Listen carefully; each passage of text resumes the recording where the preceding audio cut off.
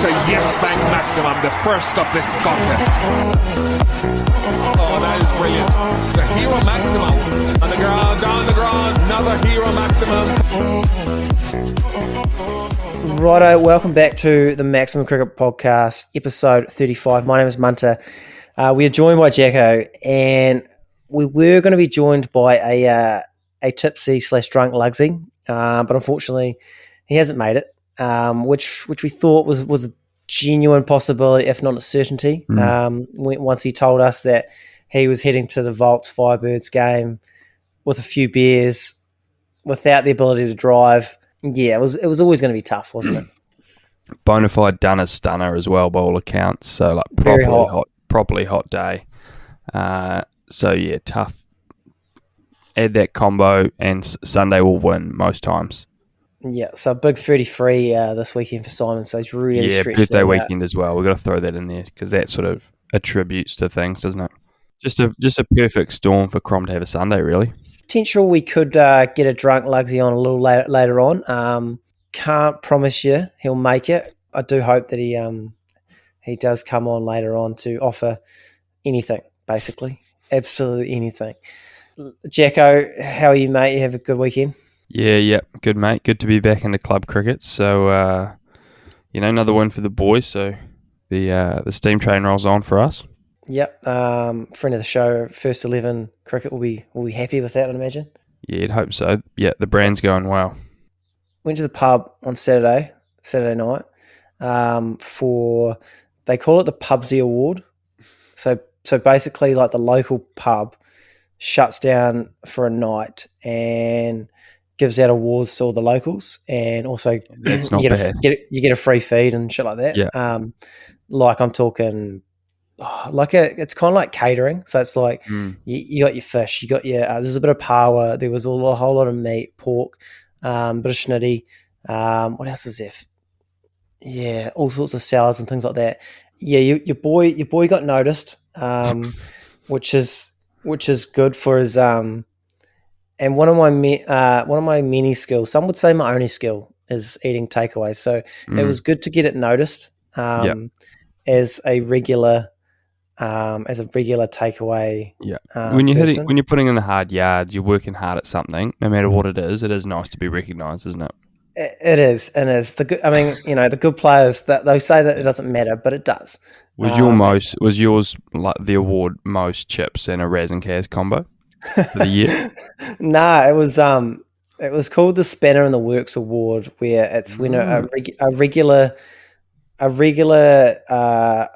order gets changed out of nowhere and it throws the chef off. Oh yeah. So basically, we were a staple in our household was the pizza with the chicken and apricot, bit of cream cheese, and then wedges. That was pretty standard for a good couple years. Yeah, is that sort of you walk into the pub and the order goes through the till before you can sort of speak it out loud? Oh yeah, or even if I ring up, it's you start the order and they go, "Is that you, Matt?" And I'll be like, "Yes, it is." Yeah. How'd you know? Yeah, so when we changed up to a steak and bacon burger out of steak and bacon pizza, which was actually Nicole's idea, to be fair. So it should be her award, but it's not. It's mine. So that really threw people off, and they had to ask if I was okay. Yeah. So they got rewarded. Yeah, so that was my evening. So good to have my snack. Obviously, and there's another snack award that I'll take home a little later on that we'll talk about. We should probably get into cricket. Yeah, get into cricket. Just good to see the pod just winning. Yeah. Medals. Yeah, happy days. So this week we didn't have a lot planned as such, and for all his rocks that Simon does with his technical difficulties, but when he doesn't show because he's drunk, he does throw out the odd diamond, and that was today, or last night, I should say. He's come up with this idea, and it's based on a friend of the show, Bill Simmons from The Ringer. May have heard of him. where we're going to look ahead at the year of 2023. There's some massive series coming up, massive year. We've got Aussie, India, England and New Zealand, the World Test Championship final, the most anticipated Ashes that I can remember, the ODI World Cup in India.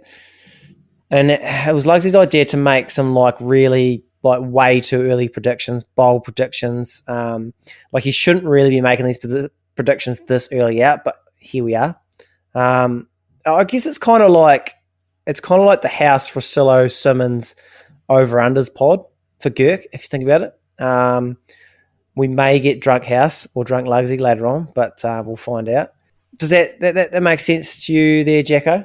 Yeah, yep. So we're sort of going to do series prediction, batter and bowler of each series, but then also one spicy take that we're going to go out on a limb and say, we think this could happen. Oh, yeah, and please, don't hold us to it. This is we're just for content. But if we're right, we will hold everyone to it. So, Receipts are kept until they're not needed, and then they'll be burnt. Oh, yeah, asterisks everywhere. So we'll start off with the first big series that's coming up in February 9th to March 13th. Australia is touring India for a 4-test series. Pretty big. We've got, obviously, Australia riding high, one of the form test teams in the world. India, nigh on unbeatable at home. The squads, for both squads, are out. Not too many. I mean, I guess the big surprise for Australia would be we've got Ashton Agar over Zampa, who didn't seem overly happy about it. No, he's not stoked, which could be fair. Yeah, which is fair. It's not like Ashton Agar was that impressive. Dare I say, I just can't see him doing a hell of a lot. There's a few whispers that Australia have a chance against India. I know India's form hasn't been great, but they are at home, which are pretty tough to beat. They won't have Rashad Pant, which is a bit of a shame. Obviously, he's had that pretty serious car accident, which, if you haven't seen it, it's quite something. I've read an article. He's not going to play at all in 2023. Most likely, he's having knee surgery and things like that, which is not great. Which is a bit of a shame. So that's a big loss for India because he's probably arguably their best Test batsman, full form at the moment, and obviously is the keeper. Yeah, game changer with the bat, isn't he? Yeah, I mean, I think last year he averaged 68 at a strike rate of in the 90s, which is quite something when you think about it. Yeah, quite a year. So the big news for India and their squad, Sky is in the Test squad on the back of a T20 campaign, which is interesting. I don't know enough about him with the Red Bull stuff. I guess that tells me they might be playing an aggressive brand of cricket. It might be one of those shootouts. Not many blokes make a Test side at 32 years old because of T20 form. So very interesting to see how that goes. I like the addition of sort of Ishan Kishan as well. He got that double hundred a couple of weeks ago, which was maybe nearly a month ago now. But that was just unbelievable batting. So maybe that's sort of looking at him to provide that Pant sort of role. Potentially if things sort of are a bit stalemated in the series, but they've picked some exciting batters, which might be needed. Yeah, definitely. Well, should we leave our score predictions for last? I was just thinking. Should we start with most runs? Yep. Have you got anyone in mind there, Jacko? Yeah, I sort of. It's tough. You probably do want to go an Indian batter. It won't be my bold prediction, but I don't hate Usman Khawaja to be the top run scorer. I think we saw a couple of years ago in Pakistan, he played spin really well. So he'll get the most chances at batting big. But yeah, it could be Virat Kohli, the sleeping giant. He sort of could just wake up and bat, but I'm going to go Pajara. I think he's still got a bit left in the tank. That Aussie attack's going to bowl seam to him a little bit, and he's just going to blunt it and just bat Aussie out of this series, I reckon. And he's going to be at the middle for fucking ages. I like that. I thought most runs was quite difficult because India have every reason to just prepare an absolute dust ball over and over again, and it could be a shootout. It could be like I can imagine the most runs isn't like an absolute truckload of runs like we're in Pakistan sort of thing. We're not looking at 500 for the series sort of thing, are we? Yeah. So I was thinking about it strategically, and I think it's going to be easiest to bat up top. I'm going to go Rohit Sharma as captain. I think he's got a really good record in India. It suits him. Yeah, and I don't think it's going to be by much. I like the Pajara pick. Anyone else? I was thinking like Shreyas Iyer. Underrated pick. I would like. It probably could have been Pant, couldn't it? But I was even thinking Smith. Yeah, I was even thinking Steve Smith. I mean, but like even losing though. Yeah, I mean, like if it is going to rag, like even if Travis Head could come out and slog 250 runs, and that could be enough to sort of be close. That's not a bit. If you were going to pick like Australia to win, and then like Travis Head would probably have to score a lot of runs. I think so. Fair to say. What about most wickets? Probably a spinner. Fair to say. Yeah, I mean, the obvious one is Ashwin.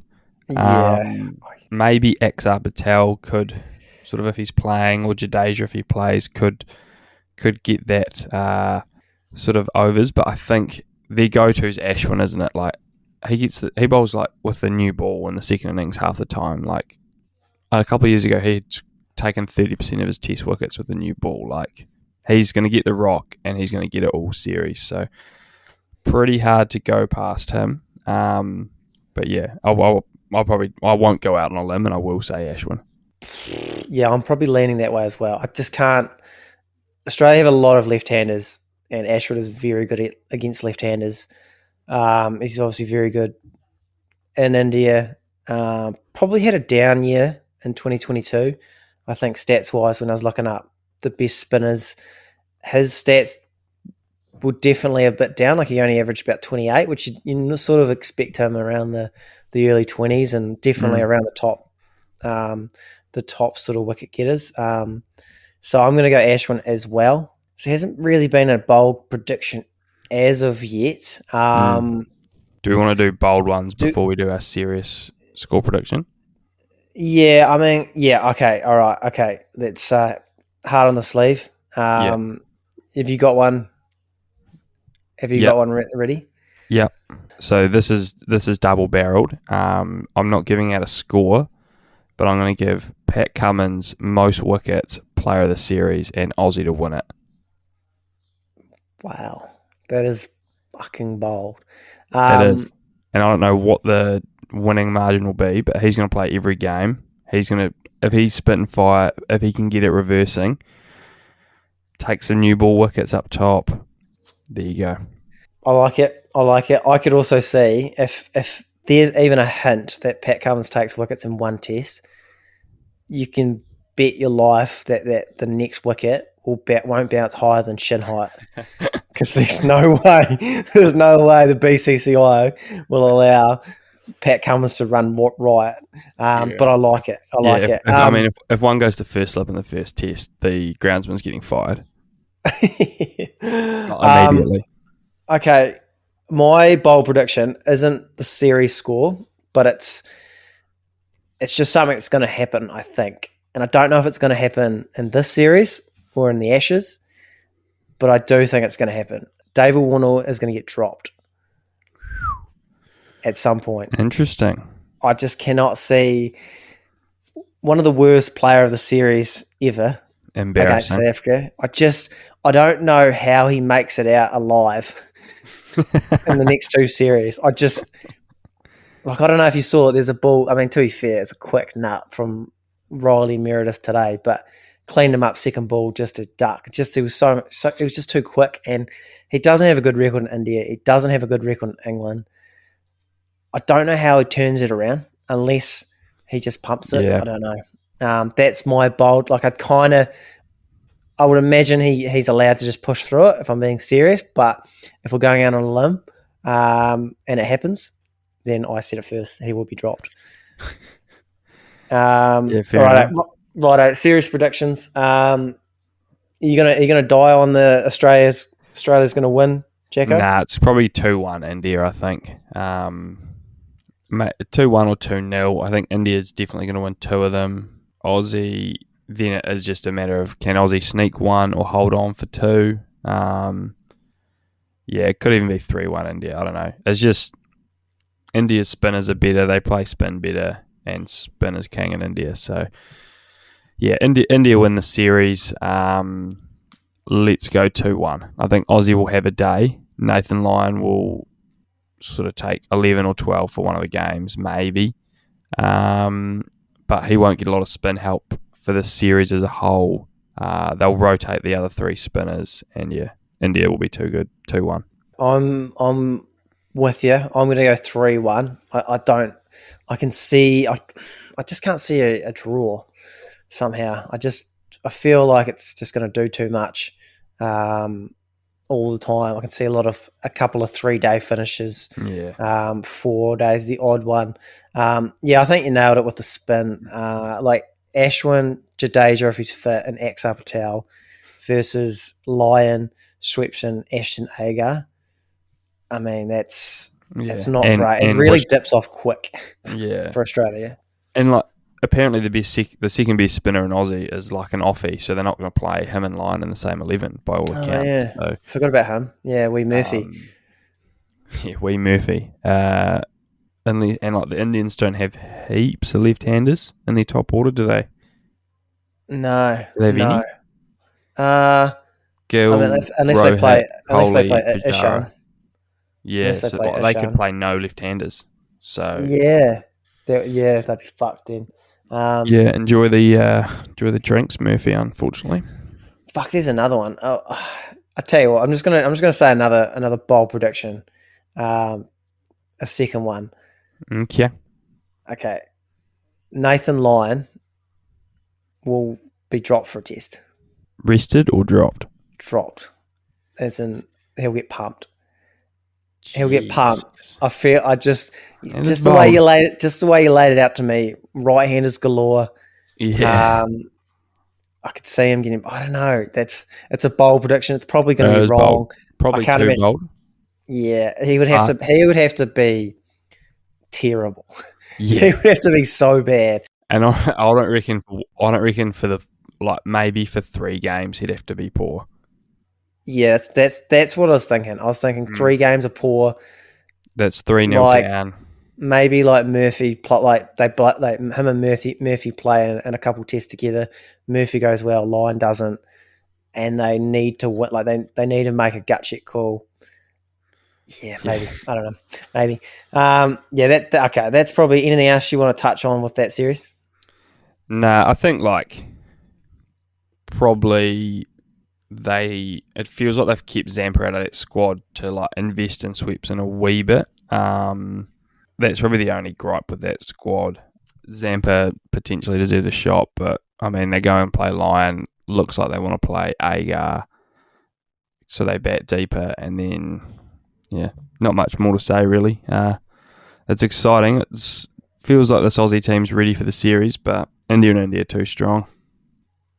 Yeah. Yeah, I hear. Righto, what are we at now? Let's move on to. Well, we'll do England, New Zealand first, which is going to be on at the same time. Obviously, we're only playing 2 tests. So England touring New Zealand for 2 tests. Yeah, this has been a tough one. I actually still haven't made a pick on the score. I'll probably just cop out with a 1-1 sort of jobs. Yeah. But if we have to pick a winner, we'll get to that point. This is tough. I don't feel like if you look at New Zealand's form as in terms of results, you'd go they're not playing well. But then if you look at all the tests individually, They probably should have won the last 5 tests in a row. if you want to be an optimist. Yeah. Like that Bazball series. That Bazball series, like, you set 300 on the last day 3 times. You should probably win that series 2-1. Like, maybe probably 2-0. Like the way Test cricket usually goes, especially in England. So yeah, I don't hate that call. That felt like a coin toss series, and we lost it 3-0, which could have easily been 2-1, 1-2. So yeah, I mean, I feel like I think we're going to miss Bolt. It doesn't sound like he's going to play. Jameson's return. He's probably not going to be ready, is he? Doesn't sound like he'll be test match ready at that time. So, yeah, I mean, in terms of seamers, we're looking at Southey, Matt Henry, Wagner, maybe Shipley or Duffy get a run as well. So, yeah, should we do our bowlers first then? For the most wickets? Yep. Yeah, righto. We'll do most wickets. We haven't got squads yet for this, do we? So we're gonna. There's England's got their squad. It's pretty standard. Like, we've got Broad's back, Matt Potts is back, Darren Lawrence is in there. We've got Stokes, Anderson, Broad, Brooke, Crawley, Duckett, Folkes, Will Jacks, Dan Lawrence, Leach, Pope, Potts, Robinson, Root, Stone. So you're looking at a bowling attack of probably like Broad, Anderson, probably Robinson, and a spinner, most likely. Southey, Henry, Wagner, spinner, maybe. Probably Ish Sodhi after the. Well, I'll tell you what, that was going to be my bold prediction. That's all right. Yeah, it's all right. That was my bold prediction. Yeah, well, I mean, we're here now, so my bold prediction was going to be Sodhi was going to be the spinner. Yeah. And my thought process was, whoever's the spinner is going to get pumped, no matter what. I can't see. I can't like because when you pick a spinner in New Zealand, you think, oh, they need to be a holder. They need to hold. They need to be tight. They need to go at 2 and over and just sort of bowl give the big boys a rest. Yeah, while they get a go. Yeah. There's no way that whoever bowls is going to be allowed a rest. It doesn't matter how good they bowl. They're gonna get absolutely pumped. So, with that being said, you might as well have someone that spins it both ways. Yeah, and they can take poles. Like England probably had the least success against that Abra Ahmed for Pakistan because the ball was going both ways. He still took tap, but he took wickets as well. And I'm just thinking like Sodhi, and he was unbelievable in that Pakistan series, by the way. Yeah, like that was what a return to the biggest stage. Oh, he was like compare him to like Ajaz or Bracewell. Well, Bracewell wasn't too bad, but just in terms of what they've offered with the spin bowling, I mean, Sodhi was unbelievable. Like, he was turning it both ways. He was accurate. He was bowling good pace. I think he's bowling a lot quicker than he used to. So I want to see Sodhi in that side. Yeah. And I kind of want to see friend of the show, real early days podcast. So I think we're going to have to just try and take wickets because we're not going to be able to tie these guys out. Just going to have to bowl them out. Most wickets, it's tough. Where we got? Are we Wellington and Hagley? Nah, it's Mount Maunganui, isn't it? It's a day-nighter, that first test. Is it at the Mount? Yeah. Beautiful. Interesting. Well, I mean, if that's the case, James Anderson, most wickets. He is a wizard. The pink ball swings heaps under lights. He's still one of the best to do it. So, yeah, I mean, it could be just him running riot. I'm going to say, like, New Zealand could be Southey. Like, it's going to be Southey and Anderson 1 and 2, I think. So I was going to go Southey. Maybe I think like if Matt Henry's fit after this side strain, he could be sniffing about. There's that Canterbury coming through, eh? Yeah, had to slip that one in there. Yeah, friend of the host, not the show yet, but Matt, if you're listening, we'll get you on. But I think he showed against India that one day at Hagley, like when he gets it right, he's actually a fucking very good bowler. I don't know where that second test. If that second test is at Hagley. Second test at Hagley, watch out. But yeah, I think pink, especially with a pink ball test, it's Anderson or Southey, and I think it could be a coin toss. And yeah, I mean, it sounds like you're going to go Southey, and I'm going Anderson. So yeah, another one could be like Ollie Robinson. Yeah, was thinking that. I think he's very good. He was very good in that Pakistan series. Considering he's never really bowled poorly. Even in Australia, he's bowled well. He's second test at the Basin. Basin, okay. Green and quick though, still. Yeah, I'd imagine it'd be green and quick. It'll be toss dependent a lot. Like you want to bowl first. Those are probably the three, aren't they? I don't think like Broad might only play one of the tests. Like you think they might want to have another look at Potts. And yeah, we might have a debut or two in the bowling ranks potentially as well. So yeah, I think that the veterans will step up there. And then yeah, if we're looking at runs, now that could honestly be anyone. Off the top of my head, I'm tempted to say Latham. Just the Canterbury coming out again, obviously. Yeah. The eye patch is on, and I can only see one or two colours, and it's red and black today. No. Yeah, I think Tom's having a little bit of a resurgence, just reminding everyone how good he is. But yeah, I suppose it's Stokes potentially. Like, he could just have a big 100, a whopper 100. Yeah, Tom or Conway probably for us, and potentially Stokes, but I'll go Tom. I'm going to go Kane. I think he's starting to get back to his best form. Obviously, it was Pakistan. It's normally easy to bat, but he's also scoring runs in the ODIs. I assume he's going to get rested at some point before this series. The pressure's off. He's not captain anymore. I think that's helping him. Yeah, I do see a resurgence coming. So I'm gonna go Kane. And and so my serious prediction would be like 1-1. But this is hard, man. I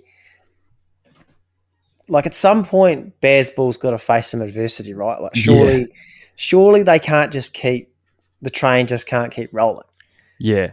And like probably like New Zealand, England would be the most similar in terms of like conditions, in terms of like climate and stuff. So for me, I'm like, well, we lost those 3 coin tosses in England. So is the ship riding itself and we win 2-0? I'm going to go 1-0. 1-0 New Zealand. Yeah. I think the Mount being a day-nighter just brings a result in there a wee bit, because that's been flat as fuck the last couple of years. I don't know. It's so hard because, as you said, it's like I keep waiting for Bazball to fail, and it keeps like fronting up. So I'm going to say 2-0, and I'm going to say New Zealand. That is a bold prediction, and I like that. It might be my bold prediction too. That is a bold prediction, probably. Because I think we'll ambush them that first test. I think we will, like I said, we'll get the toss. We'll just get on a roll, and it'll be like how South Africa won that first test against England. Just ambush them with pace and things like that. We'll just get everything will click, and we'll get enough runs, and we'll get the job done. Potentially might roll them in one innings and just get a big lead somehow, and we'll win. And then I think England will roar back into that second test, but I think the Basin will just flatten, and we will dig out a draw. That's what I think. I think we'll be under the pump the whole time, but we'll hold out for a series win. Have you got any other bold prediction you want to throw out there? No, I don't think. I don't know. It's no. I think New Zealand 2-0 is bold enough with the way Bears ball sort of going.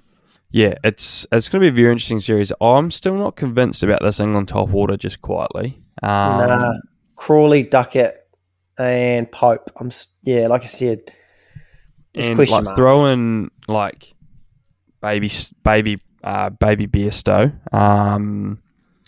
Harry Brook. Like, fuck, it was pretty flat in Pakistan. It was either flat or turning. I don't know if he's had that sort of defensive examination yet. Of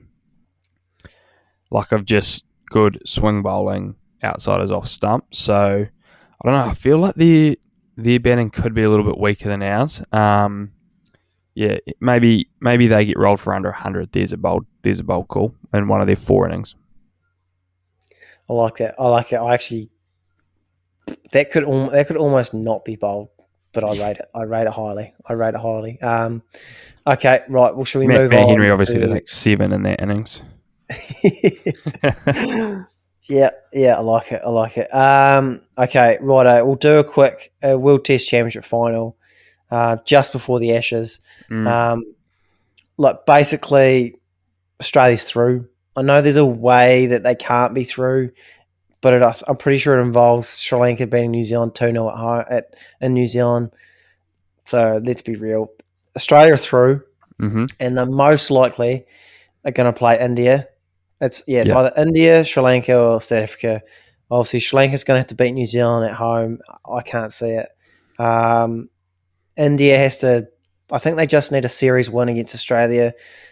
I mean, obviously, we've already picked that, so that's probably likely. And South Africa's got West Indies, and they need a few results. So, is it fair to say that we've got Australia, India? Yeah, let's go the Titans. Let's go Aussie, India. Okay, righto. So, first of all, we'll go. Okay, 2 things. We'll go who wins and who's man of the match. All right. Okay. Do you want me to go first? Or do you want to go? Yeah, you go first.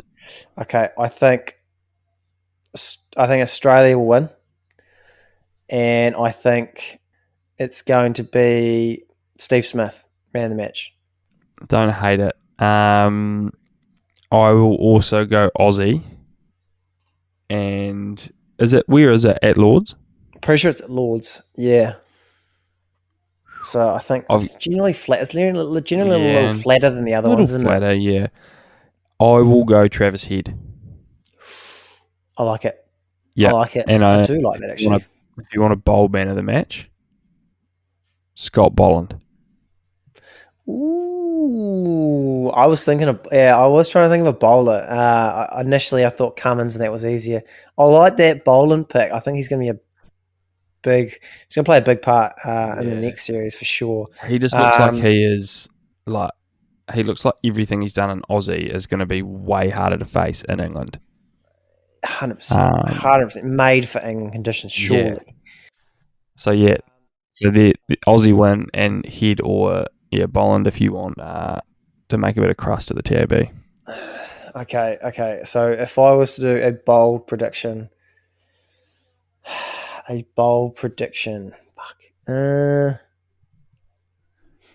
what, a bold prediction would be just India to win. Just India to win, yeah. I'm trying to think of a way that they could win. I can't see it. I actually can't see. Yeah. I can't see a world where Australia don't win. The only world is if England were playing. Yeah. Or South Africa, but then South Africa can't bat, so that doesn't matter. I feel like we've seen that. We've seen that movie before. I don't need to watch the 4th one. It didn't end too well. No. Okay, should we do Ashes then? Yeah. Because this is the big one. This is probably series. Well, we've got the 2 biggest coming up, haven't we? We've got the Ashes and the World Cup to come. Yeah. But I can't remember a more anticipated series where leading into it just feels like you've got 2 forces just colliding. Yeah. and one of them's going to be it feels like they're both ascending, and there's only room for one of them. Yeah, and it feels like I don't quite remember the 05 Ashes in terms of like remember them taking place, but everything you watch, this is sort of feeling like the 05 Ashes again in terms of like hype for a series, like that sort of that 05 Ashes. England were like, we've been sort of down for too long, we're going to change some things, we're going to change the way we play, we're going to sort of try and sort of revolutionise our red ball cricket, which is sort of what we're seeing again. So yeah, I think it's almost been 20 years since we've had a test series where like each one is like both of the teams going into this Ashes series are like peaking at the right time. Like it's sort of really just feels like it's either been like, right, England will win at home or Aussie will win at home, or there's like been the odd sort of surprise, but nothing like this where you're sort of thinking this could maybe be 1-1 going into the last test, and like, I know, as a result into day 5. So yeah, this series is going to be unbelievable. I don't know how I'm going to sleep, but it's old. It's like old versus new. You've got like Australia. They play the perfect brand of Test cricket. Yeah, like I honestly think this team is so underrated. And like historically. Like, I think those Indian series are a bit of a black mark. Well, maybe not the first one, but the second one definitely. Yeah. That one when India A beat them sort of hangs over them a little bit, doesn't it? Yeah, unfortunately, that's going to be... That's like LeBron Dallas. Yeah. It's just that thing that's hanging over it. Like, if this Australian team was LeBron and the early 2000s Australia is Michael Jordan. Yeah. Like it's always like that series is Dirk Nowitzki and the Mavericks. Yeah, it's something you can't avoid. But ever since then, everything's been going perfectly for South Africa. Australia. The nostalgia people will be like, "Oh yeah, but I mean, Jordan never lost any finals series. So like, Aussie Jordan never lost at the Gabba. Nah, Aussie never lost to India A before, but this team did. So, I mean, they are. Yeah, I mean, this test, as long as everyone's healthy, this is going to be fucking awesome. Yeah, because I think you're right with the 2005 Ashes. Obviously, we were definitely too young to even know what the hype was like. But definitely when you read and you look back and you research that series, and everyone's watched it, it was, 2005 Australian team was untouchable. So many legends potentially starting to decline. Maybe definitely they definitely weren't there, but this England team was starting to rise. It does have that same similar feel. Obviously, when England beat Australia in 2010-11, that had hype, but when you think about it, that Australian team wasn't anywhere close to that England team. Like, the England team was like the best team in the world, and the Australian team was very average. So that was kind of like, it's not quite the same thing. And it ended up like quite a boring series in a way. And because you've got Australia, they're old school, they play the game how you're supposed to play Test cricket, and then you've got this England team. This is just basically rewriting the script on how to play cricket. Like, everything I've known about cricket has been thrown out the window about outcome. Everything's outcome based. Like, if you play a big shot, it's only a good shot if it goes for 4. If you go out, it's a bad shot. It's everything's about wickets. Like, they're not worried about runs. They're not worried about economy rates. They're not worried about getting out, and they're just playing like this brand of cricket that you like dream about, and it's working, which is mental. Yeah, it's almost like video game numbers, isn't it? It's like this is how you play. Like, when you play 2K, you just dunk and shoot threes, or like you play Madden, you run 4 verts.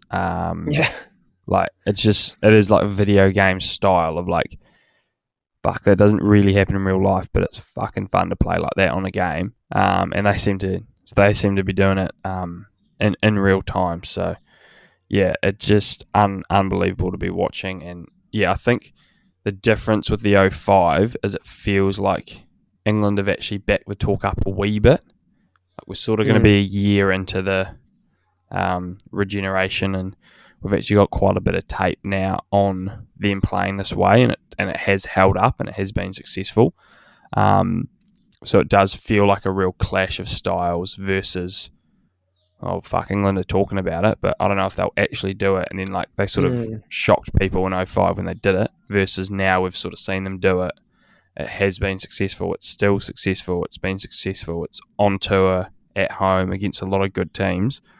And yeah, Aussie just steamrolling people at the moment. So gonna be a hell of a series. Yeah. Okay. Shall we move into some of our predictions? Yep. Should we start with most runs? Yep. Few on offer. You got your Root, you got your Stokes, you got your. I'm going to assume Bairstow's back. I don't know what they're going to do with that top 7. Actually, what will they do? Actually, that might save that for bowl prediction. Actually, Joffre Archer going to be sort of in the mix for this? Well, he did play. He did play the other day. Did you see him play his first game in that South African league? No, did he go well? Yeah, it took like 2 for 24 off 6 or something. Wicket maiden first up. There's a bit in that. There's a bit in that. So that could be a bold prediction coming up. I mean, when you got, if you just think about like these bowling attacks, just like first, because we might even get wickets. I don't know, but yeah, if England are full strength, because they've been doing a lot of this without their full strength bowling attack. We've got Anderson, we've got Broad, we've got Ollie Robinson, we've got Mark Wood, we've got Joffre Archer. Like that is a serious attack. You got pace, you got swing, you got seam, you've got everything you want. And then Stokes. On the other side, Stokes, Stokes. And then on the other side, you've got Stark, you've got Cummins, you've got Hazelwood, you've got Boland, you've got you could have Jai Richardson. Lance Morris, the wild thing. They've got so many good bowlers. It's ridiculous. It's ridiculous. So, yeah, I don't know. It's gonna be could be a tough series for the batters. I don't know. Should we do? I'm gonna say if we go in batters, I'm gonna say, it's one of 2 Australians, which will be top run scorer, and it's going to be either Marnus or Steve Smith, and I think it's going to be Steve Smith. He showed in England last time Aussie toured there that he is just like right up for it, and he's very, very good in those conditions. Marnus has come on pretty good since then. Showed a lot of grit there, but I think those are potentially the 2 best batters in this series in terms of top order batters. And yeah, I'll go Steve Smith for most runs. Okay, yeah, that's where I thought I thought about him. Obviously, initially, it does feel like he's ready for another run, if you know what I mean. Like he had that run in 2019, 20, bit of a down patch, and then it's like he's motivated. Feels like the Fab Four are coming back, doesn't it? It does. It Kane's back. Virat scored 100 again. Yep, definitely. Speaking of the other one, I'm going to go Joe Root, most runs. Here's a hot take for you. I think his batting has regressed since Bazball. That's my take. I don't know why he needed to bat any differently. No. When he was he's always been a quick scorer. He's always been a good scorer. Like I get the reverse laps, I get the whole batting left-handed, but you're just not scoring as many runs. Like the same could be said about Stokes. Yeah. I still don't know. Like you've proven your point. Just score runs. I think it's like option A, you're gonna fucking average 50 at 75. Like option B, you're gonna like you showcase your skills and average 40 at 70. Like why not just do option A? Yeah. So I'm gonna. I think I'm gonna Joe Root. I think he's gonna just sort of not settle down, but just bat like Joe Root does. That's my prediction. Most wickets. this could be a tough one. Yeah, and I think what's going to Games played. I'm going to go Cummins, only because I think he will maybe be the only seamer that plays all 5 games. That's probably the best bet, eh? Because like Aussie seem to be in this weird position where like they don't want to play Hazelwood and Bolland in the same squad, but fuck, Bolland's record's so good, so he's going to have to play some of them, and Cummins rest and rotation and stuff. Yeah, rest and rotation. I think Stark will sit out. They'll do what they did when Siddle played, maybe with Bolland. Well, they've got 6 tests because they've actually got that. They've probably got the World Test Championship final. Yeah. So, and that's like just before the Ashes. So 6 tests. So yeah, I will go cut. And same with the England side. A little bit of like Broad, Anderson getting on. They might sit a test or 2. Potts, Robinson, Archer, Wood. Like they've got each squad arguably has enough too many seamers. So. I'll go most wickets Cummins purely because he'll play every test. Yeah, I'm going to go Ollie Robinson. Yeah, don't hate it. I think, and that's gonna lean into my bowl prediction coming up. But I think he is genuinely world class.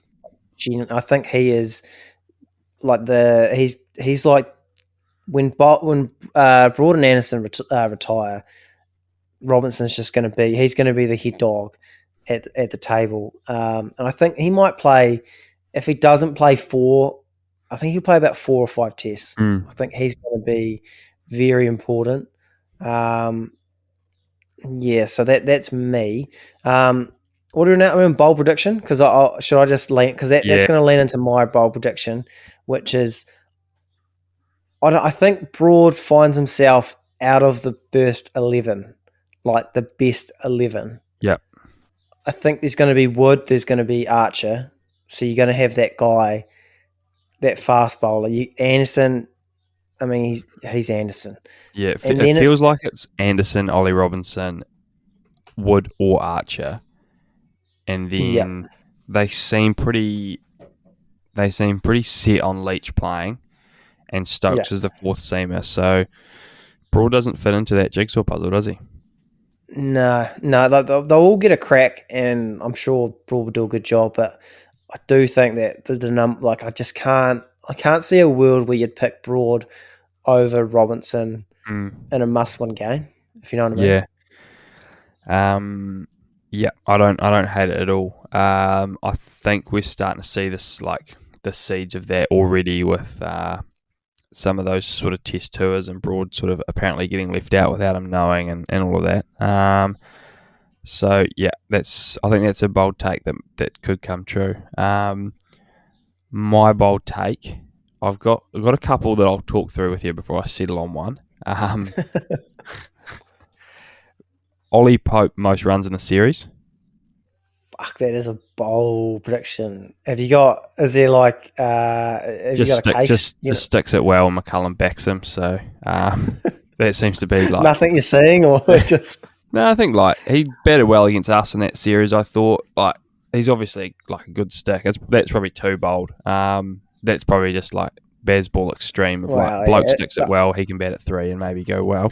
It'd be worse if it was like Crawley most runs. That'd be out the gate. But I think my bold call will be that Hazelwood will not play the first test. Well, like that. Are you thinking? I'm thinking. What are you thinking? Stark, Cummins, Bolland, Lyon. Yeah, and also Cam Green is the all-rounder. Yep, I don't mind it. I think because the last time they went there, Stark seemed to be the old man out, but I think he's a better bowler now than he was back then. He's an accurate bowler. He sort of doesn't just rely on swing. Sorry, he's got that wobble ball seam, so he can actually just sort of nip it all day. And he's been quite durable. Like obviously he's got that finger stuff, but I like that. I don't mind that. Harsh, but and I think I don't mind it. And it might stem from like Hazelwood played the World Test Championship final, and we're gonna rest and rotate. Like this was always the plan. Yeah, that'll be the messaging. Because I think Aussie were lucky that Hazelwood apparently didn't get fit enough. because there was a real issue with Bolland versus Hazelwood because like Hazelwood's very good, but Bolland's record you can't not pick him. So do you reckon they were just like, Joshy, do you want to just take a day off rehab today? Yeah. Just, there's no rush, eh? It's no rush, mate. Because he was unbelievable in that ECG test, by the way. Oh, yeah. Like he showed his class. Like there's no bad good. bowler. Yeah, he's so good. Like I think people have like with the Bolland hype, we've forgotten how good Hazelwood is. Like he's genuinely like the closest thing to like a McGrath sort of right armour in a while. So yeah, that's my bold one is Bolland over Hazelwood for the first test of the Ashes. I like that. I like that a lot. Righto, series predictions. I'm going to go, and hear me out. I think England are going to be too good. My theory on baseball is I think it's easier to play them a second time. Yeah. And I feel like the first time everyone plays them, they think their team's better than every other team that's played them. Yeah. And I can sense the same for Australia where they will probably think our bowlers are better than every other bowlers, which, they probably are. And they'll be like, this mode doesn't work. Whereas I think it's going to be telling for baseball. Like that's why I'm really interested in our series because we've already played them. Yep. And now like we can prepare for them rather than prepare normally, if that makes sense. So I think Australia will get ambushed a wee bit by how they play because I don't think England will just keep coming. Even if they lose the first test, I think they will just keep coming, and I think that will freak Australia the fuck out. If I'm honest. Yeah. So I'm going to go. There's going to be 5 results. So I'm going to go 4-1. 4-1 England. Yeah, I'm going to go 4-1 England. That's where I'm at. Yeah, and I think Australia could win the first test. Yeah, it doesn't feel like a 2-1 or a 1-0, does it? Like those sort of old tours, it felt like there's going to be a war of attrition, and as long as you win the last test, you'll win the series. And I still think as long as you win the last test, you're going to win the series. I think it's going to be 3-2. And I'm going to say Aussie. I think their batting is going to be better over 25 days. England's might be quicker, but I just think Aussie's batting is going to be better for 25 days, and that's what's going to win them the series. So yeah, that's why I've linked to Aussie. I think the pace attacks are very similar. I think Aussie have the better spinner, but I think the pace attacks are similar. I think England's is I can't split the pace attacks, so I'm just gonna say the batting is going to be better. The brand of cricket is going to be result cricket. So yeah, 5 results, but 3-2 to Aussie. I like it. Okay, righto. Our last big series. Well, it's not a series. We're into some white ball stuff. We've got the ODI World Cup in October in India this year. Obviously, we're a long way away, so this is going to be some outrageous predictions. I've got here semi-final predictions, finalist, a winner, most runs, most wickets. Yeah, This could take this in any way you go. Semi-final, I definitely got my finalists. In terms of semi-finalists, would it happen to be India, Pakistan in the final? Nah, fuck, imagine that. No, it's not. I've got them. We'll go India, Pakistan in one semi. Yep. And we'll go England, New Zealand in the other semi. Yep. That's where I'm at. I think New Zealand's actually shown a little bit of form on the one day, arguably our best format. And then I think Pakistan's not too bad either. Yeah. But I'll go India, England in the final. And I think India's going to win. Yep. I think they're too good at home. I think it's about time they lift a trophy. Yeah, everything's sort of pointing towards them winning this, isn't it? And I'll go England, India again in the final. That England white ball side is just unbelievable, juggernaut, and they're tested, so they'll be through. I will go England to beat Australia in one semi.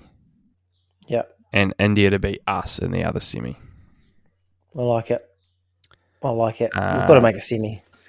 We do. And I think we've made the semi of like the last 4 World Cups or something, haven't we? If like all white ball World Cups.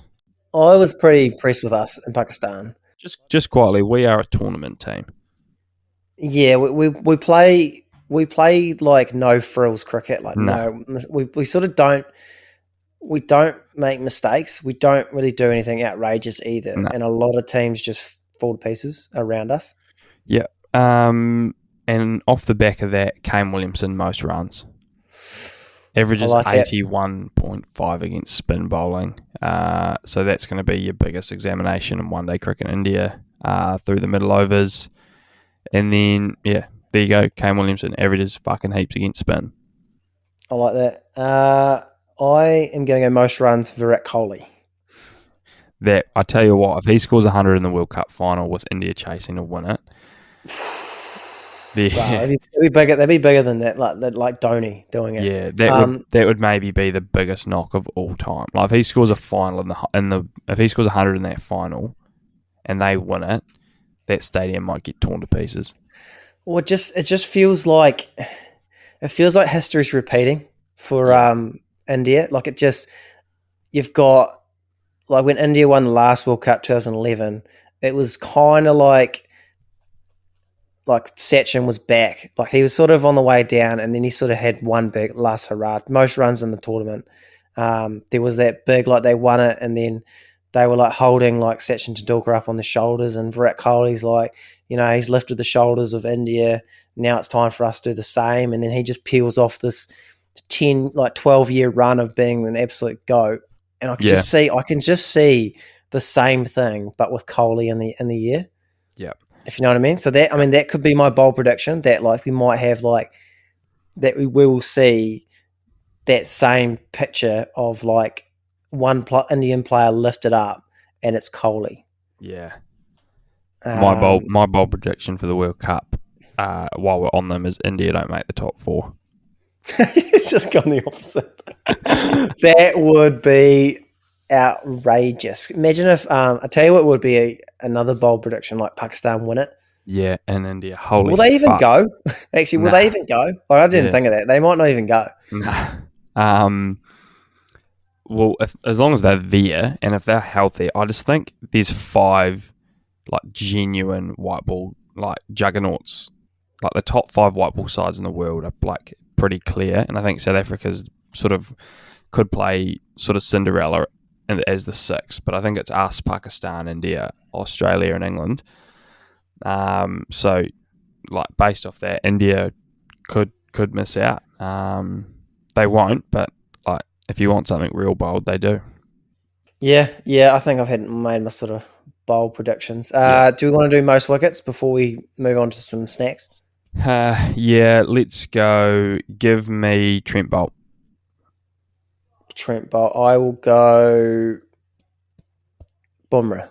Yeah, don't hate it. Fuck, the bowl is so hard. Like, give me Wood, give me Archer, give me Norkie, give me Rabada. Yeah, I'm just thinking about someone that's going to play a lot. Yeah, Jadeja. Jadeja. Oh, actually, I'm going to change. I'm going to go Jadeja. Yeah, it's not a bad pick, actually. Because he'll play in India. He'll play every game for India and he'll bowl 10. Yeah, so. Definitely will. Yeah. Righto, recap. Snack of the year recap from last week. Disappointing not to have Lugsy here for that. However, I still think this is a massive upset. Like I still can't believe that. I'm sitting here as your snack of the year winner. I just kind of assumed that I wasn't going to win, and it's not that I didn't like. I love a donut, and who doesn't love a Nutella donut? Yeah, I just didn't see it as like a. Oh, I don't know. Like it's not like I just went to the shop and grabbed a Nutella donut. Like it's not. Yeah. It's not like it's not like a Hazella or a. And like or if we're talking like your snack aisles, you're going chips, chocolate, lollies, aren't you? Like that's most people's like, oh, I need a wee snack. That's sort of your big 3. Yeah. Like it's a very specific snack. Yeah. Obviously, but like easily the tastiest of the three. Like there's no question about that. But so good win. I mean, I'll take it. I'll take it. Everyone has one good pick for the year, and yours happened to be a fucking steamroller. Yeah, and I guess it was going to be a showdown on who was the ultimate snacker, because we assumed that it'd be you or Lugsy winning. Yeah. But since you came in second, Jackson, we're going to have to give you the snack champion of the year, just from points differential. Yep. I guess we'll say Coke bottles. Hazella really got fucking bent over in that one, eh? Yeah. Didn't see that coming. No, it just sort of obviously the light has sort of gone out on Hazella. Flash in the pan, eh? Flash in the pan, yeah. Happy to be 2022's best snacker. Beautiful. Okay, so we'll move on to this week, and I just got to get myself organised for the big draft. What do we got? Yeah, something a little different for snack of the week. We're gonna turn our love for snacks into a draft. With this week being your basic chip, of course, not your hot chips, but your crisps for our UK listeners. Although having said that, now that I mention it, they probably won't have a clue about some of these chips that we're about to offer. And maybe just potato chips, so like no nacho, like no Doritos, no grain waves, no burger rings, that sort of stuff, or are we going any sort of bagged chip? Oh well, you can't just you're just throwing out like fucking all my picks just like that. I think anything you can get in the chip aisle that you walk down. Yeah. Okay. Yeah, I think it's got to be a packet of chips. Yeah. Comes in an aluminium foil bag. Tube. Yeah, even a tube. Or tube. I think. So you've got Pringles. You've got a Pringle on your list, do you? It's hard. It'd be hard if Pringles wasn't on the list somewhere. Yeah. It's a big. I don't know if it's not. Yeah. We'll see. I don't want to. You don't want to sort of get too much out of it. Yeah. But obviously, Lugsy won't be here, but we will be drafting for him. Yeah. So Lugsy is getting auto drafted based off the spin-offs January 15th. No, sorry, that's today's date. March 29th, 2019's definitive ranking of all 123 chip flavours. I've got it up, and I will be auto drafting for Crom. Yeah. I mean, you snooze, you lose. Unfortunately, greatest abilities available. I'll go a random number generator between 1 and 123, and that will be his pick each time. That is very generous. Yeah. I like it. It's probably fair, but if he takes one of my chips, I'll be livid. Yeah. To be fair, he was going to get Eater's Ripple Chicken, Doritos Original Salted, and Mexicano Sea Salt and Lime. So, yeah, not great. Righto. Okay, so the order's going to be from the snack draft, the snack of the year draft. So, obviously, conveniently, I'm going to be number one. That's just how it works when you are the host, I guess. And then, so I got second. So you, Jacko, and then snake draft. So we're going to go. Lugsy gets 2 picks. Back to you, Jacko. Then I'll get 2 picks. Back to Jacko, and Lugsy will round out his spin-off list after that. Yeah. Okay, so we're all good. So I'll get cracking into my number 1 pick.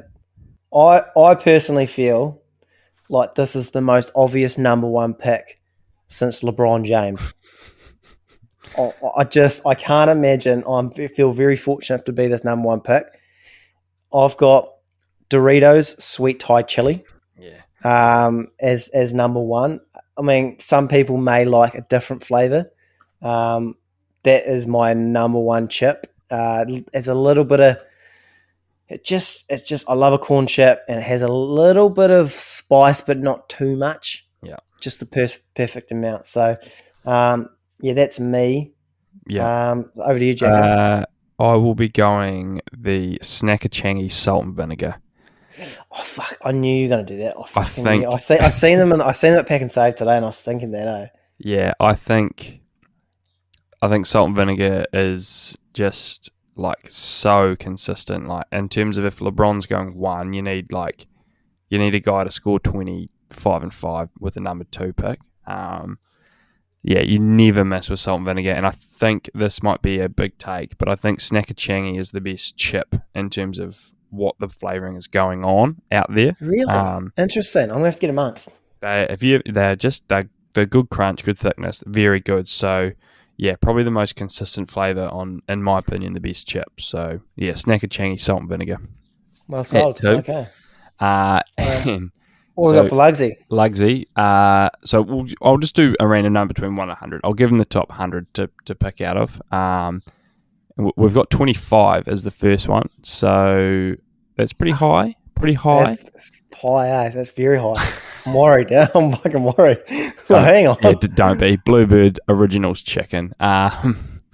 Ooh, okay. I'm gonna say the worst of the staple flavors. I feel like chicken is you either love it or you don't. Yeah. Like no one's like I don't mind chicken. Like I quite like chicken personally. No one's like you don't crave chicken chips though, do you? Like you cop them at a barbecue because someone else bought them, but you're never grabbing a pack of that yellow shit, are you? I like them more than like your green onions. Oh, see, no. I love a green onion. Yeah, so this is where it gets subjective for me. But it would definitely, I mean, as much as I like it, I definitely wouldn't be taking it at 1. No. What's he running at his 2? So 71. The 71st is his second pick, so 4th overall. And we have got Eda Ripple Cut Sour Cream and Chives. That's tough. That is so tough. That's a tough one too. I'll tell you what, Pam's green onion was at 70. That would have been a real dagger. I think anything, if you get like a budget brand, like you're pushing shit uphill, aren't you? Yeah, fuck yeah. That is rough. Yeah. So back around to me. Now this is a left field pick, and I'm hoping a lot of the listeners have grabbed a pack over the summer based on the novelty and then sort of fallen in love with them the way I have. But I'm going with, I don't even know what they're called, but they're the Jono and Ben Extreme Crunch, like mashup chip. Now, like salt and vinegar, bacon, and like a green onion flavour all mixed together.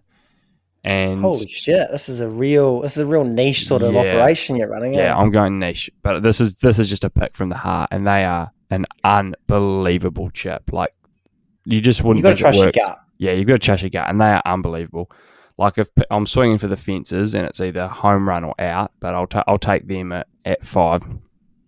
To be fair, you've now got on your resume top snacker of 2022, so I think people should be able to trust your judgment. Yeah, you know, I think like it's kind of like if you're drafted like Nikola Jokic in the second round, like you can make a flyer, or like Sam Presti for the Thunder. Like he's done so many things, he can do some outrageous shit and get away with it because he has assembled all sorts. So I think I'll trust you. I'll definitely trust you. Get a bag, and if you're listening and you think about voting, get a bag before you vote. That seems fair. Seems fair. Okay. Right, I've got a few still on the board, which is nice. I'm going to go one of my winners of Snack of the Year. I'm going to go your Copper Kettle barbecue chips. Yeah, huge. Massive. I mean, it's just a massive sort of barbecue sort of flavour fan. I think Copper Kettle, probably their number one chip, it's fair to say. Definitely, it's a little bit higher than your Bluebirds. And I know Copper Kettle do some pretty outrageous sort of flavors, but it's just good to get back to the basics, if you know what I mean. So I'm pretty happy with that pick. So we're back at you, are we? You've got one more. You snake draft. Oh, that's right. That's two. I forgot where I am. Righto, back to back. Okay, now this chip is going. I don't know if it's popular or not, but again, we've got to pick from the heart. I feel like if I don't pick from the heart and it fails, I'll be disappointed with myself. Yeah. It's similar when I used to play. If I used to nick out defending, I used to be annoyed. Yeah. Be like, I'd rather nick out attacking. Yeah, you'd rather like miss a straight one swinging to cow than blocking it. Just feels like I left it all out there. Yeah. even though like it doesn't matter, but that's just how I'm thinking. Yeah. So I'm going to go, this is going to bring me back to when we were kids, like mum would bring like, you know, you have those like packets of chips and like in there's like the wee packets of chips and then you might get a couple for lunch or whatever like that. And these are like, this is from your Grainwave section and you'd have multiple flavors and you'd like be peeling back and you'd be trying to like get the good ones in your lunch and you're hoping that you don't get stuck with the golden cheddar.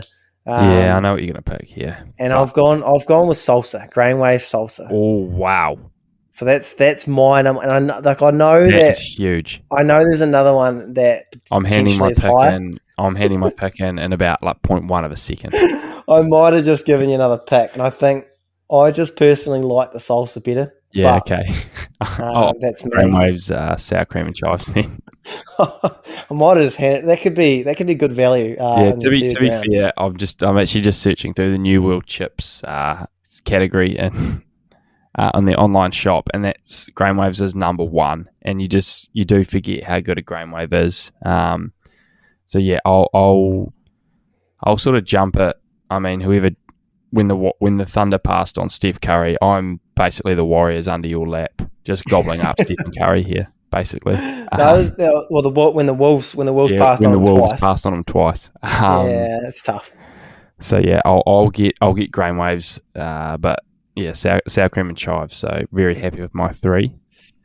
Okay, all right. So with Lugsy with the final pick of the draft. I honestly thought you were going sour cream and chives there. That would have really, really roughed me. I feel like that's the obvious pick, but like I said, I did like salsa better. Yeah. I hope he gets golden cheddar. Yeah, this could be good. So we've got what number is it? So number 57 is the number, and it's Heartland AUS. chicken. Ooh, so he's double dipping on the chicken. It shouldn't be allowed. We probably should have made a rule you're only allowed one flavour. But yeah, we'll go another one. We'll go another one then, eh? Yeah, okay. Wow. To be fair, the missus is a big fan of Heartland chicken, by the way. Yeah, just quietly, this is huge. We've got number 2 here. Wow. Which is burger rings. Oh, that was on my list. Yeah. That was on my list. The auto draft just has snuck him in something nice there to finish a wee birthday present, some would say. Again, that was a good chip, like, as a youngster. It's funny how, on your fingers. Fuck, burger ring's good, actually. Yeah, and then you'd lick your fingers afterwards, yeah. Yeah, Brent. Shit. Okay, to be fair, I'm happy with that. Yeah, that feels fair. He got 2 stinkers in the first 2 rounds, but he struck gold in the third.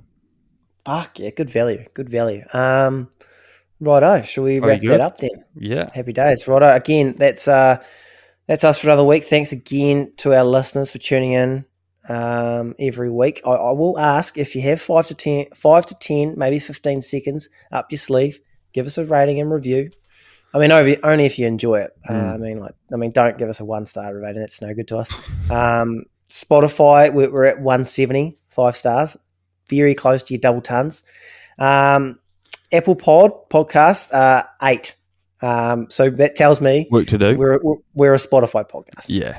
You know, Spotify, if you're listening, feel free to buy us out. If you want the exclusive rights, Spotify, you know where to find us.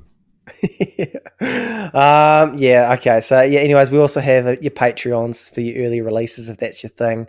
Thanks again, Jacko, and we'll catch you again next week where we have a special guest. Yeah, catch you.